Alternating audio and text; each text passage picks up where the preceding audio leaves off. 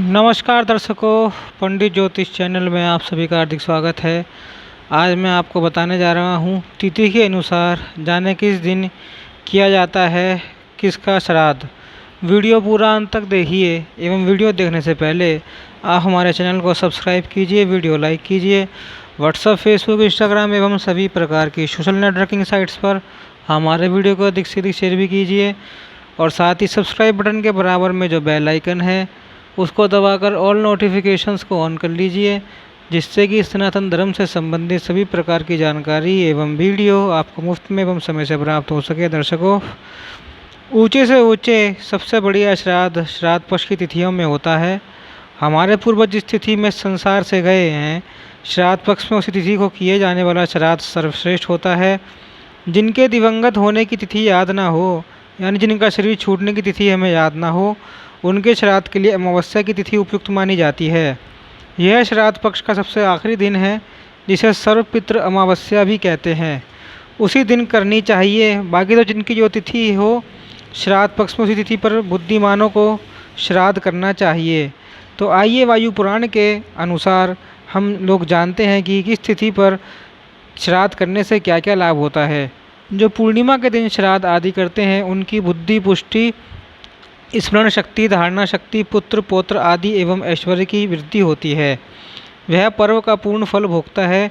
तो इस वर्ष पूर्णिमा का श्राद्ध है 17 सितंबर को। इसी प्रकार प्रतिपदा धन संपत्ति के लिए होती है एवं श्राद्ध करने वाले को प्राप्त वस्तु कभी नष्ट नहीं होती। प्रतिपदा का श्राद्ध होगा 18 सितंबर को। द्वितीया को करने वाला श्राद्ध व्यक्ति राजा होता है। उत्तम अर्थी प्राप्ति के अभिलाषी को तृतीया का श्राद्ध करना चाहिए। यही तृतीया शत्रुओं का नाश करने वाली और पाप नाशनी है। तो तृतीया का श्राद्ध इस वर्ष 20 सितंबर को होगा। जो चतुर्थी को श्राद्ध करता है वह शत्रुओं का छिद्र देखता है, अर्थात उसे शत्रुओं की समस्त कूट चालों का ज्ञान हो जाता है। चतुर्थी का श्राद्ध होगा 21 सितंबर को। पंचमी तिथि को श्राद्ध करने वाला उत्तम लक्ष्मी की प्राप्ति करता है। पंचमी तिथि का श्राद्ध है इस बार 22 सितंबर। जो षष्ठी तिथि को श्राद्ध करता है वह कर्म संपन्न करता है, उसकी पूजा देवता लोग करते हैं। षष्ठी तिथि का श्राद्ध होगा 23 सितंबर को।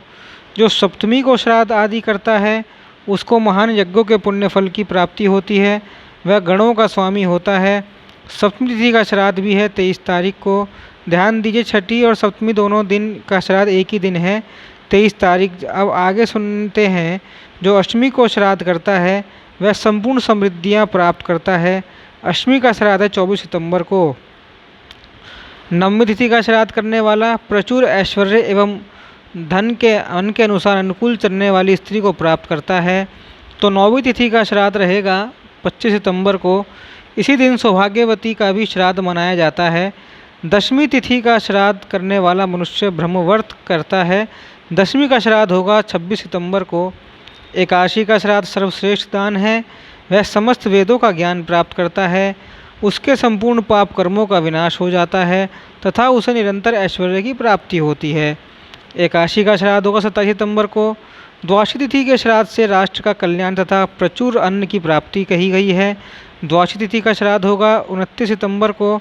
ध्यान दीजिए, यहाँ 28 सितंबर को कुछ भी नहीं है, कोई भी श्राद्ध नहीं है। द्वादशी का श्राद्ध 29 सितंबर को। त्रयोदशी के श्राद्ध से संतति, बुद्धि, धारणा शक्ति, स्वतंत्रता, उत्तम पुष्टि, दीर्घायु तथा ऐश्वर्य की प्राप्ति होती है। तो यह त्रयोदशी का श्राद्ध होगा 30 सितंबर को। चतुर्थी का श्राद्ध जवान मृतकों के लिए किया जाता है तथा जो हथियारों द्वारा मारे गए हों अकाल मृत्यु, उनके लिए भी चतुर्थी का श्राद्ध करना चाहिए। तो चतुर्थी का श्राद्ध होगा 1 अक्टूबर को। इस दिन आग, दुर्घटना, अस्त्र शस्त्र, अकाल मृत्यु से मृतकों का श्राद्ध करना चाहिए। तो देखिए, चतुर्थी का जो श्राद्ध होता है ना, हम लोग अपने भारत की जो जवान हैं, जो राष्ट्र के हित के लिए, राष्ट्र सुरक्षा के लिए जो सैनिक जो मारे गए हैं, उनके निमित्त भी हम लोग यह श्राद्ध कर सकते हैं और करना भी चाहिए। अब आगे सुनते हैं अमावस्या।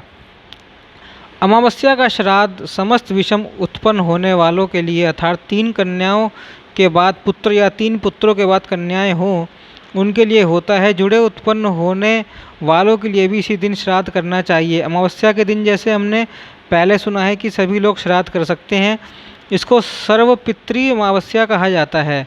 सर्वपित्री यानी समझ गए ना, नाम से ही सर्वपित्र सभी के लिए, जिनकी तिथि ज्ञात हो अज्ञात हो सभी के लिए हम लोग इस दिन श्राद्ध कर सकते हैं और इसी दिन से पितृपक्ष समाप्त हो जाता है। अब आगे सुनिए।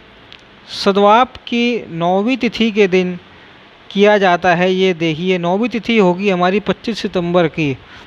दुर्घटना में अथवा युद्ध में घायल होकर मरने वालों का श्राद्ध कृष्ण पक्ष की चतुर्थी तिथि को किया जाता है। तो चतुर्थी तिथि होगी 1 अक्टूबर की। जो इस प्रकार श्राद्ध आदि कर्म संपन्न करते हैं वे समस्त मनोरथ को प्राप्त करते हैं और अंतकाल तक स्वर्ग का उपभोग करते हैं।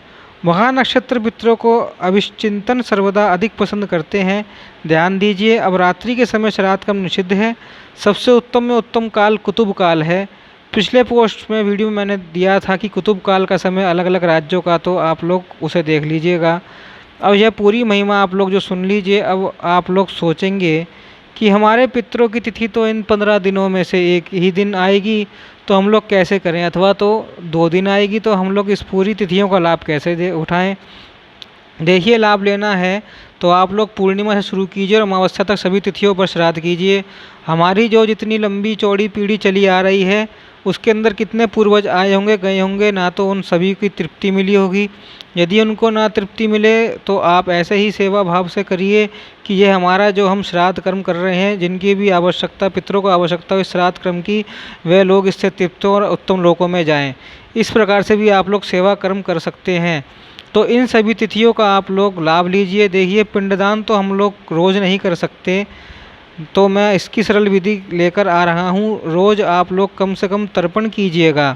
बहुत ही सरल विधि लेकर आ रहा हूँ, अगले वीडियो में देखिएगा। आप लोग तर्पण करिए और तर्पण से भी जो है पूरा का पूरा लाभ आप लोगों को मिल सकता है। पूर्णमासी से लेकर अमावस्या तक इन दिनों में आप लोग ध्यान रखिएगा कि लहसुन प्याज मांस मदिरा का सेवन, नशा आदि का सेवन नहीं करना और खूब सदाचार पूर्वक संयम पूर्वक आपको रहना है। यह 15 दिनों तक आप लोग श्राद्ध पक्ष में इन दिनों को संभाल लिया तो आपकी भाग्य की रेखाएं सच में बदली हुई मिलेंगी। आपको खुद की अनुभव होगा कि इस साल आप लोग करके देखिए। मेरे कहने पर पूरा का पूरा 15 दिन अगली साल मुझे बताना नहीं पड़ेगा, आप लोग स्वयं दौड़े दौड़े आएंगे और बताएंगे जल्दी से डेट कब है, कब से कब तक करना है। ऐसी अद्भुत महिमा है। मैं भी हर वर्ष प्रभु कृपा से कर ही लेता हूँ, इस वर्ष भी प्रभु कृपा से इच्छा होगी करूँगा। तो आप लोग भी लाभ लीजिए, औरों को भी बतलाइए। इसके बारे में एक बात और ध्यान से रखिएगा कि जिनके घर में जिनके पितरों चतुर्थी को जिनका शरीर शांत हुआ हो तो वे लोग चतुर्दशी को उनका श्राद्ध नहीं करें।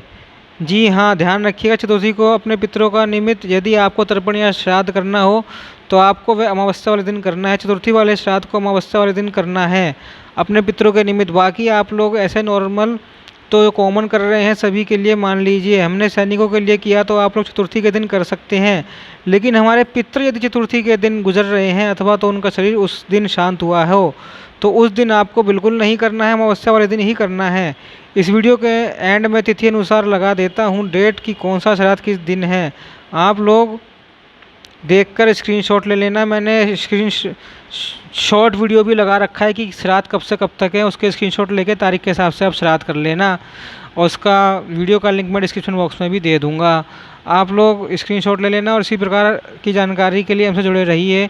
हमारे चैनल को सब्सक्राइब कीजिए, वीडियो लाइक कीजिए, अधिक से अधिक शेयर वायरल कीजिए। ओम नमो नारायणाय, ओम नमो भगवते वासुदेव।